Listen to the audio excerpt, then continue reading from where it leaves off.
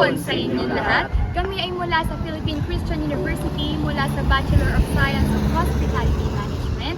Ngayon ay magsasagawa kami ng dokumentaryo ukol sa isa sa kapuspalad na nilirahan dito sa barangay ng Villa Verde at nais natin matulungan. Tara!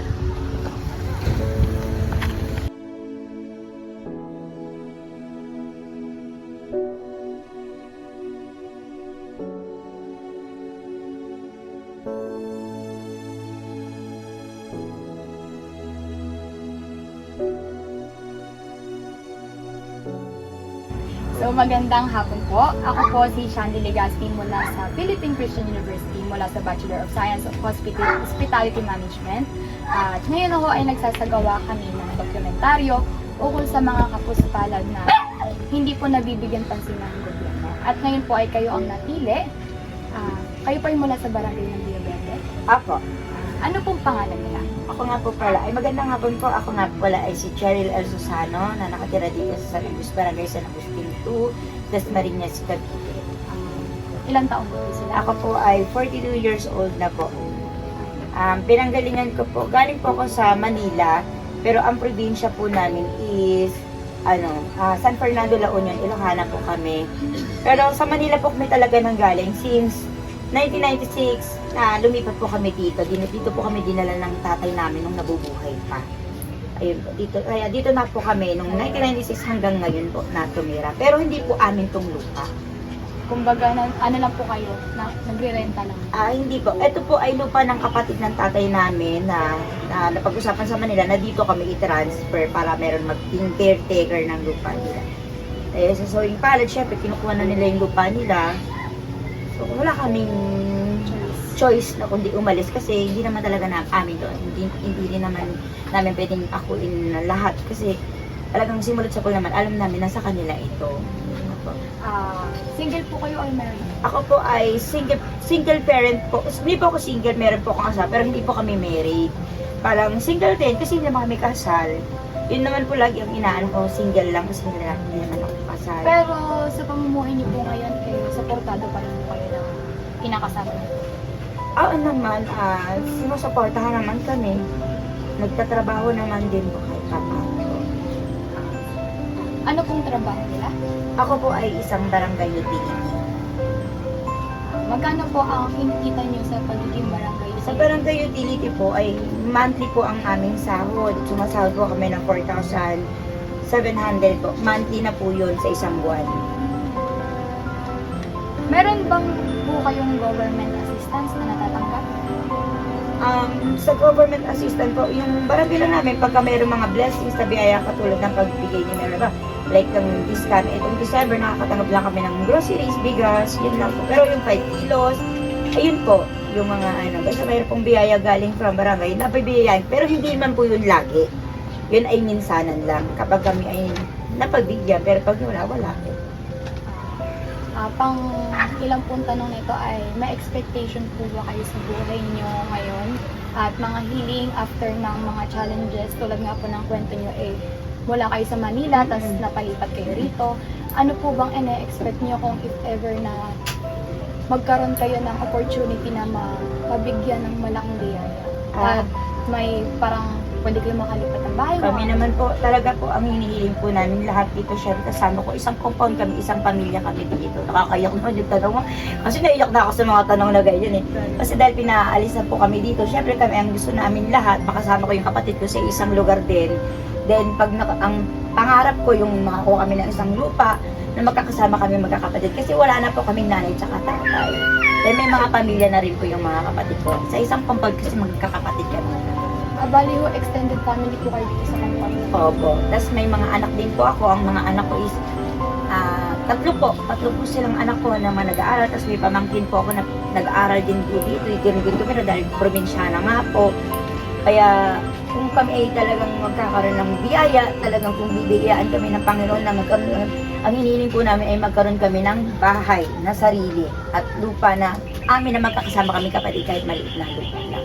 Basta magkakasama kami. Kasi talaga yan ang hinihiling namin. Yung pong malaga ng as long as magkakasama kayo. Opo, kasi kung pinapaalis nila kami dito, wala kaming magagawa. Kanila po kasi ito, hindi naman pwede kami lumaban para sa kanila. Yun po, yun talagang pinakahiling namin, magkaroon kami ng sariling pamamahay. Yan po, yung titirahin talaga yung bahay namin. Sabi namin, amin. Yan po yung pangarap namin. Hindi talaga sa inyo. Yes po, yung pangarap namin lahat magkakapatid. Siyempre, ganun talaga. Pangalawa sa last ko na tanong. Dalawa. Anong klaseng tulong ang gusto niyo po matanggap if ever mula sa ganyan? Sa amin naman po, ano lang po ipagkaloob sa amin eh. Para sa amin isang biyaya na rin po kasi yun eh. Hindi naman po kami pwede mamili ng tulong na ano sa kanila. Kung ano i-offer nila sa amin, tatanggapin namin as long as na makakabuti po para sa atin. Siyempre tulong po yun eh. Gawin po namin yun.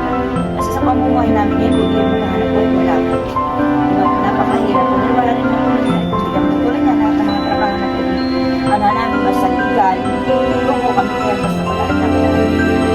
Basta pag binigyan kami ng gobyerno, nabibigyan na kami ng kung ano mang bagay, yan ang alam namin ang mabuti para sa amin talaga. Tatanggapin po namin yun. Maliit man o malaki, masaya na po kami doon. Last po na tanong is, ano po bang mas better or na prefer niyong matanggap? Yung goods po ba o pera? Sa amin po ma'am, ano eh, kasi ang pera madaling maubos eh.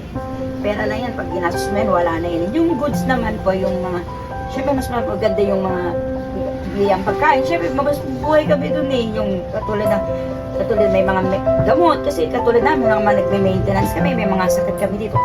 Kung ano man po ipagkakaloob talaga sila ng sarili, talaga mas pili ko yung mga pangangailangan namin sa sarili namin. Yung lahat kayo makikinabang. Yes po, yung mga kapatid ko mabibigyan po. Basta pag binigyan kami lahat po, mabibigyan mga kapatid. Kasi pare-pareho kami ng sitwasyon na yun. Kayo po ba yung panganay? Hindi po, may panganay po kami, may sakit din yung ate ko, yung malaking kasinta. Pangilan po kayo sa Bali po, pangatlo po ako sa panganay. Ay, panganay, pangalawa, tas ako po. Tapos yung kapatid kong lalaki. Ngayon ho ay dahil kayo nagsagawa kami ng magbibigay po kami ng konting para po sa pag-participate kasi kayo po yung namin.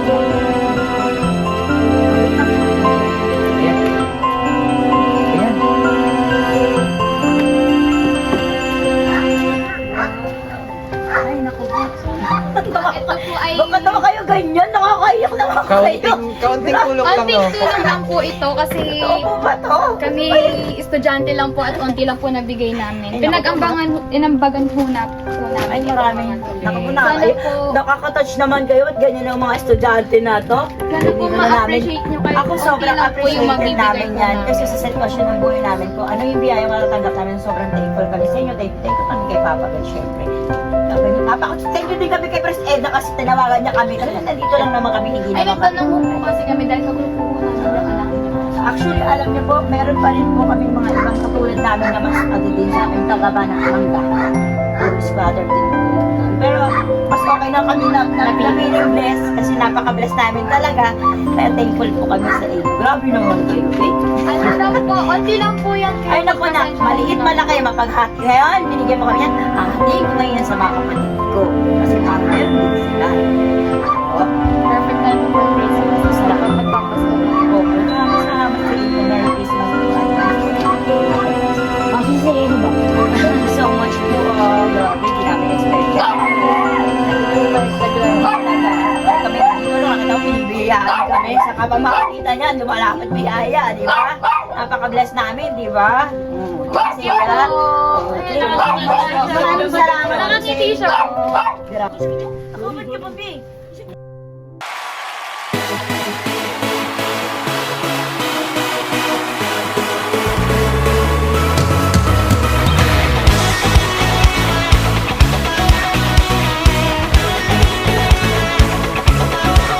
You are here as we lift you up.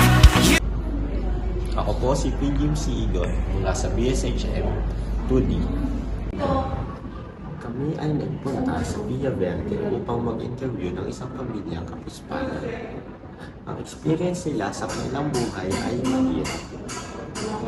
Ang buhay sa isang mahirap ay pagsubok araw-araw. Sapagkat ang pangunahing problema nila sa araw-araw ay kung paano sila makakasalba sa gutom. Ang ginang na aming interview ay may 3 anak. Nung kinausap na namin siya, ang pangunahing problema na kanilang hinahin ay ang kanilang tirahan. dahil sila daw ay papaalisin na doon dahil hindi kanila ang lupa na tinatayuan ng kanilang tirahan. At nung natapos na namin sila interviewin, nagbigay kami ng kaunting tulong ng pagkain at nagulat ako sa kanilang reaksyon. Sila ay tuwang-tuwa nung sila ay aming binigyan. Natutunan ko dito na kahit gaano man kahirap ang buhay, tayo ay matutong lumaban. At gaano man kalaki o kaliit ang biyaya, matuto tayo mag-appreciate at maging grateful dito. Hi, I am John Robin Sorico, and this is my reflection on our immersion. Ang una pong ginawa namin ay naghanap po kami ng pwede mapaggawan ng aming immersion. Pagtapos po namin makahanap ng lugar, ay nakapag-decision po kaming lahat na doon na lang po gawin.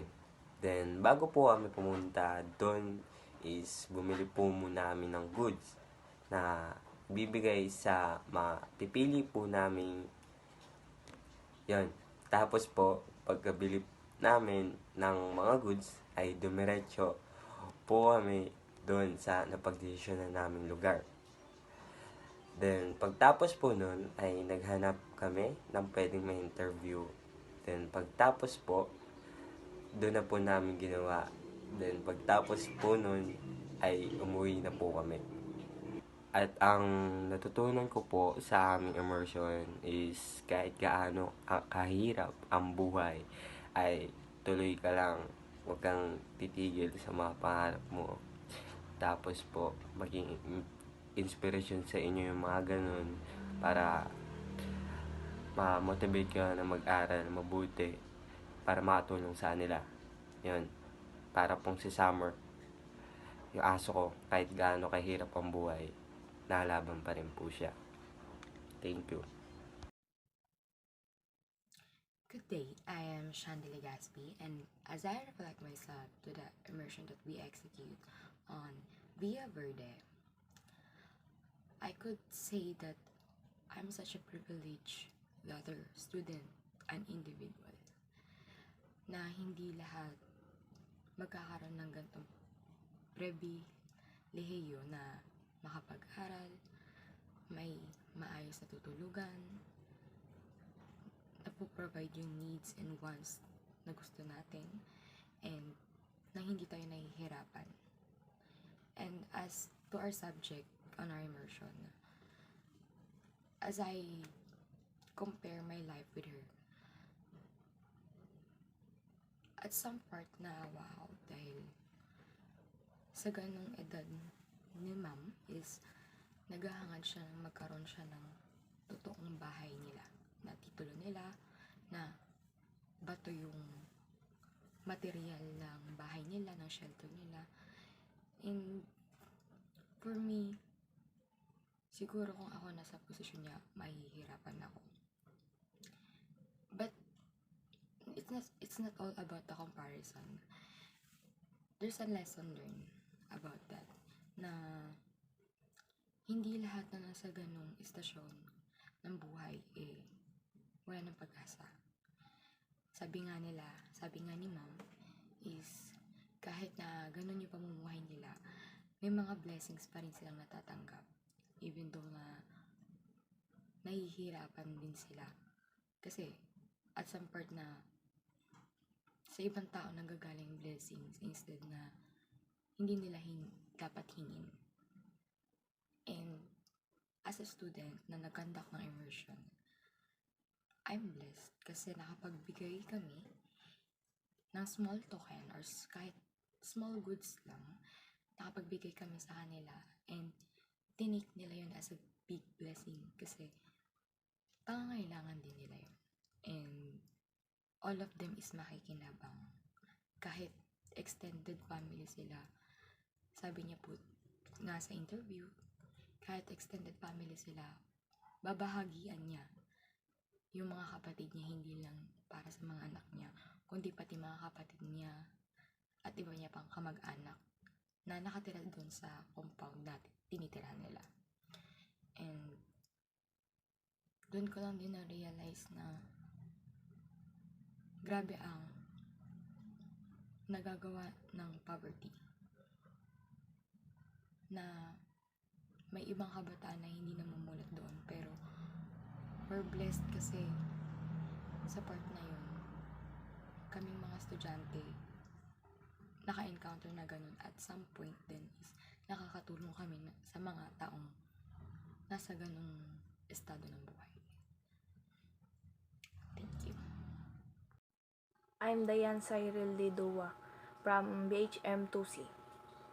Ang pagtulong namin sa isang pamilya ay isang nagbibigay tuwa sa pamamagitan ng pag-ambag sa konting tulong sa pangangailangan nila. Natutunan ko ang halaga ng pagiging makatao at pagkaroon ng malasakit sa kapwa. Sa bawat simpleng tulong na ipadama namin ang pag-asa at pagmamahal, naging instrumento kaming grupo para sa ganitong gawain. Ang karanasan na ito ay para sa amin ay nagpapalalim sa amin at pag-unawa sa tunay na kahulugan ng pagbibigay at pagkakaroon ng malasakit sa mga nangangailangan. At kitang-kita sa mataan ng mga pamilya ang aming konting tulong. Ako nga pala si John Reyes Timilar at ang sasabi ko ukol sa aming ginawang dokumentaryo ay anumang hirap ng buhay, basta buo, magkakasama at malusog ang isang pamilya, ito ay isang kayamanan. Kahit saan man sila mapadpad, anong hamon man ang kanilang tatahakin, basta sila ay magkakasama, kaya nila itong lagpasan. At sa nakita ko, kahit konting tulong lang yung nabigay namin sa kanila, sobrang saya at ngiti ang naibigay namin sa kanila. At sana sa ating gobyerno ay matulungan pa lahat ng may hirap sa buong bansa at sana hindi lang sa Manila o sa Luzon, Visayas, Mindanao, sana lahat makita lahat ng may hirap at matulungan. Kahit di man gobyerno, kahit normal na tao lang na may kakayanan tumulong, sana ay tumulong. Kahit konti, malaki man yan o maliit na tulong ay tiyak na ikaagalak ng pamilya na ating matutulungan. Yun lamang. Hello sir, I'm your student from PSHM 2C. My name is Mark Gino Montoya and my reflection about our group immersion is masaya ako ngayon kung anong meron ako na nakakakain ng 3 beses sa isang araw at may maayos na source of income kasi may mga pamilyang naghihirap at nahihirapan kumita ng pera tulad nila ate na hirap sila sa pagkain kasi yung perang kinikita nila is minimum wage at higit sa isang pamilya ang naghahati para makakain lang sa isang araw. At doon ako naimasmasan na hindi pala ganon kadali ang humanap ng pera at maghanap ng trabaho. At doon ko napagtanto na kailangan ko magsumikap ng husto kung gusto ko ng magandang buhay. At masuklian ko ang paghihirap ng aking mga magulang sa pagpapaaral sa akin. Isang mapagpalang araw po. Ako po si Kyle Navarro from BSHM2C na nag-aaral sa Philippine Christian University. Ayan. Ito po ay reflection ko sa nangyari pong immersion noong kami nag-i-immersion sa lugar po ng Villa Verde. Ayan.